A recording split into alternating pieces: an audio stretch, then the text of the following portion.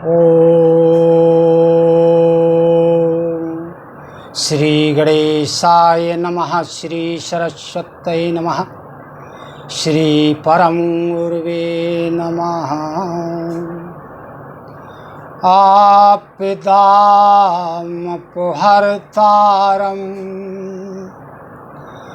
दातारं सर्वसम्पदां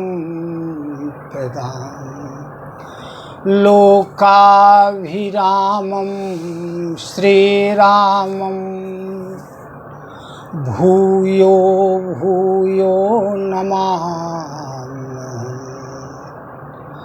प्रिय स्नेही जन, सुहृद जन, संबंधी जन, भागवत कथा रस के रसिक जन, सभी को मेरा सादर प्रणाम।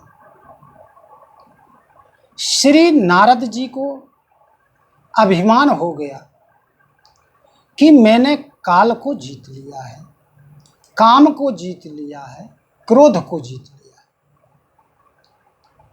जब काम नारद जी से क्षमा याचना करने के बाद वापस चला जाता है, तब श्री नारद जी इंद्र की सभा में पहुंचते हैं और कामदेव और अपनी कथा के बारे में कहते हैं कि कामदेव ने प्रयास किया लेकिन मुझे काम व्याप्त नहीं हुआ।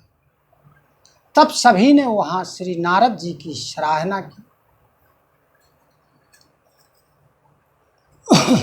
और सबको बड़ा आश्चर्य हुआ। इसके बाद नारद जी वहाँ से वापस आते हैं। तब नारद गौने शिव पाही जिता काम अहि मिति मन माही। इंद्र की सभा से वापस आकर श्री नारद जी अभिमानवश जो है श्री शिव जी के पास पहुँचते और यह सारी कथा कामदेव को काम को जीतने की श्री शिव जी को सुनाते हैं। शिव जी ने उनकी कथा सुनी। उसके बाद शिव जी ने नारद जी को कहा कि हे नारद जी, मैं आपसे विनय करता हूँ, बार बार विनय करते हुए आपसे ये कहता हूँ कि जिस प्रकार यह कथा आपने मुझे सुनाई, आप श्री हरि को, भगवान विष्णु को यह नहीं कहना। यदि कभी प्रसंग भी चले तो इसको दूसरा प्रसंग प्रारंभ करके इस प्रसंग को हटा देना। लेकिन नारद जी को अब चैन पड़ने वाली कहाँ थी। राम कीन है चाहि सोई होई, करे अन्यथा अस नहीं कोई। गोस्वामी तुलसीदास जी कहते हैं कि श्री रामचंद्र जी जो चाहते हैं वह होता है। ऐसा इस संसार में कोई भी नहीं है जो उनकी इच्छा के विरुद्ध कोई भी कार्य कर सके। अब यहाँ पर पांचवा एक बार शब्द का प्रयोग गोस्वामी तुलसीदास जी ने किया है। छठवां एक बार, ये छठवां एक बार शब्द का प्रयोग यहाँ किया गया है कि एक बार कर तलवर बीना गावत हरि गुण गान प्रवीणा। एक बार श्री नारद जी हाथ में वीणा लिए हुए और नारायण नारायण का जाप करते हुए और जो है कहाँ पहुँचे, क्षीर सागर, जहाँ भगवान विष्णु शेष शैया पर विराजमान थे। वहाँ जो है श्री नारद जी वीणा बजाते हुए पहुँच जाते। जब नारद जी पहुँचे तो विष्णु भगवान प्रसन्न हृदय से उठ करके श्री नारद जी से मिले। उन्होंने उनको आसन पर बिठाला और फिर हंसते हुए श्री विष्णु भगवान नारद जी से कहने लगे कि हे मुनि, आपने बड़े दिनों बाद कृपा की। तब नारद जी कामुचरित नारद सब भाखे, यद्यपि प्रथम बरज शिव राखे। शिवजी ने उन्हें मना भी किया था, इसके बाद भी नारद जी ने भगवान विष्णु को काम का जो चरित्र था, जैसा हुआ था, वह सब कथा श्री विष्णु भगवान से कही। सुन मुनि मोह होई मन ताके, ज्ञान विरागो हृदय नहीं जाके। तब भगवान श्री हरि ने नारद जी से रूखे मुँह बात की। यहाँ तुलसीदास जी ने कहा है कि प्रसन्न चित्त में भगवान ने बात नहीं की। रूखे बदन के साथ भगवान श्री हरि ने नारद जी से कहा कि हे नारद जी, मोह तो उसके हृदय में होता है जिसे ज्ञान वैराग्य जिसके हृदय में नहीं होता है। आप तो तपस्वी हैं, ज्ञानी हैं, आप ब्रह्मचर्य धारण करने वाले हैं, आपको कैसे काम सता सकता है, कैसे काम की पीड़ा हो सकती है। तब नारद जी ने अभिमान के सहित भगवान से कहा कि हे प्रभु, ये सब आपकी कृपा है। कहा तो ऐसा, लेकिन मन में अभिमान था। तब भगवान श्री हरि ने मन में विचार किया कि नारद जी के हृदय में अभिमान का अंकुर फूट पड़ा है, और यदि मैं जल्दी ही इस अंकुर को नष्ट नहीं करता हूँ, उखाड़ता नहीं हूँ, तो ये बहुत बड़ा वृक्ष बन जाएगा। और नारद जी हमारे भक्त हैं और भक्तों की रक्षा करने वाले भगवान हैं। अतः उन्होंने अपने मन में विचार किया कि मुनि करे हित मम कौतुक होई, अवश्य उपाय करव में सोई। कि मेरा खिलवाड़ होगा, नारद जी का हित होगा, मैं ऐसा उपाय अवश्य करूँगा, नहीं तो मेरे भक्त का अहित होता है। इतनी बात हुई और नारद जी भगवान के चरणों में सिर नवा करके और वहाँ से चले जाते हैं। हृदय में उनके अत्यधिक अभिमान भर गया है।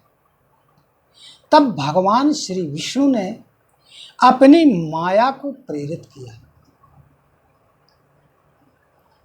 क्या हुआ कि रास्ते में एक सुंदर नगर तैयार हो गया जो 100 योजन का था। वहाँ की जो रचना थी वह बैकुंठ से भी अधिक सुंदर थी। उस नगर में बड़े सुंदर और स्त्री पुरुष निवास करते हैं। ऐसा लगता है मानो रति और कामदेव शुंभ साक्षात अनेक रूप ग्रहण करके और मनुष्य रूप में वहाँ अवतरित हुए हैं। और वहाँ शील निधि नाम का राजा राज्य करता था। उसकी एक कन्या थी, वह बड़ा बलवान था। राजा शीलनिधि, बहुत बड़ी सेना थी, साज सामान था। उसकी कन्या विवाह के योग्य थी और विवाह के लिए वहाँ स्वयंवर रचा गया था। नारद जी तो कौतुकी थे। रास्ते में जाते हुए पूछते पूछते उस नगर में पहुँचे। नगर में पहुँचे और वहाँ नगर के निवासियों से पूछते हुए और राजा शीलनिधि के यहाँ महल में पहुँचे। राजा शीलनिधि ने श्री नारद जी की पूजा की, उन्हें सुंदर आसन दिया, बैठाला, और जो उनकी विश्व मोहिनी कन्या थी जिसका विवाह होना था उसे बुलवाया और नारद जी से बोले कि काहू नाथ गुण दोष सब, यही के हृदय विचार। कि हे नारद जी, हे प्रभु, आप इनके गुणों और दोष को कहिए। हमारी पुत्री की जब नारद जी ने विश्व मोहिनी का रूप देखा तो नारद जी को सुध बुध भूल गए। बड़ी देर तक नारद जी उसको देखते रह गए और उसके लक्षणों को देख करके तो और भी भूल में आ गए नारद जी, क्योंकि उसके जो लक्षण थे बड़े सुंदर थे। नारद जी हृदय में तो प्रसन्न हो गए, लेकिन प्रकट रूप में उन्होंने कुछ नहीं कहा। जो यही बरई अमर सोहोई, समर भूम तेहि जीत न कोई। नारद जी ने उनका हाथ देखा, उनकी रेखाएं देखी, उनको देख करके नारद जी ने विचार किया तो पाया कि इनके साथ जिनका विवाह होगा वो अमर होगा, युद्ध में कोई उसे जीत नहीं सकता है। सारा चराचर जगत जिसकी सेवा करेगा, जिसका यह शील निधि की कन्या विश्व मोहिनी वरण करेगी। उसके लक्षणों को नारद जी ने अपने हृदय में रख लिया, शील निधि को राजा को नहीं बताया और कुछ झूठे मूठे लक्षण बना करके और राजा को बता दिया। अब नारद जी के मन में हो गया कि मेरा विवाह इनसे हो जाए, विश्व मोहिनी से। नारद जी मन में सोचते हैं कि कराऊं जाई सोई जतन विचारी, जेहि प्रकार मोहि बरए कुमारी। नारद जी ने सोचा कि मैं ऐसा उपाय करूंगा जिसके कारण यह विश्व मोहिनी कन्या मेरा वरण कर ले, मुझे अपने पति रूप में स्वीकार कर ले। अब जो है, जब ऐसी बात नारद जी के दिमाग में आई तो फिर उनके पास जप और तप अब ठहर नहीं पा रहे हैं, ना हो पा रहे हैं, मन ही नहीं लग रहा है। दिमाग में केवल एक बात है, हृदय में केवल एक बात है कि किसी भी प्रकार हो इस कन्या के साथ मेरा विवाह हो जाए। अब नारद जी ने सोचा कि क्या किया जाए, तो उन्होंने सोचा कि भगवान विष्णु के पास जाया जाए और उनसे सुंदरता मांगी जाए, जिससे सुंदर रूप पर मोहित होकर ये मेरा वरण कर ले। हरि सन मांगौ सुंदरताई, हो यही जात गहरे अतु भाई। तो उन्होंने सोचा कि मैं भगवान से सुंदर रूप मांगूं, लेकिन वहां जाने में तो बहुत देर हो जाए। लेकिन इधर सोचते हैं कि श्री हरि के समान मेरा हितैषी भी कोई नहीं, इसलिए वे ही मेरी सहायता कर सकते हैं। इस प्रकार उस समय श्री नारद जी ने बहुत प्रकार से श्री हरि से विनती की, उनका ध्यान किया। श्री हरि वहां प्रकट हो गए। भगवान को देखकर श्री नारद जी को हृदय में कुछ शांति पैदा हुई और उन्होंने मन में विचार किया कि अब मेरा कारण पूर्ण होगा, अतः वो प्रसन्न हो गए और अत्यधिक दीनता के साथ श्री नारद जी ने सारी कथा श्री हरि को सुनाई। कहने लगे कि आप कृपा करके मेरी सहायता कीजिए। आपन रूप देहु प्रभु मोहि, आन भात नहीं पावोहि।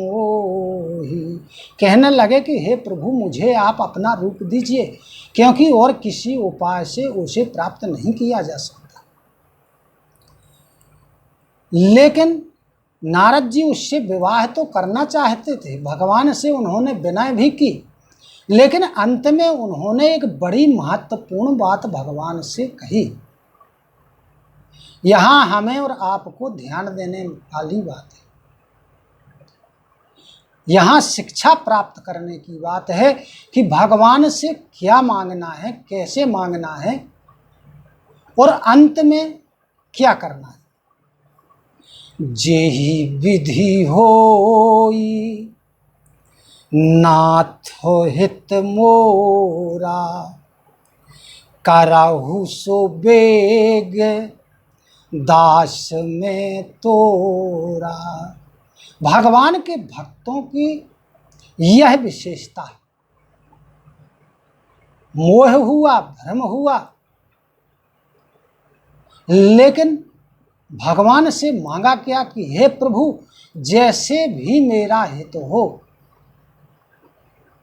वैसा आप उपाय कीजिए, आप मेरे लिए वो कार्य कीजिए जिसके द्वारा मेरा हित हो। हमें भी भगवान की कृपा का ही सहारा लेना चाहिए। भगवान वही करते हैं जो हमारे लिए अच्छा होता है। इसी के साथ सभी को सादर नमन, सादर प्रणाम। जय श्री राम, जय श्री कृष्ण, धन्यवाद।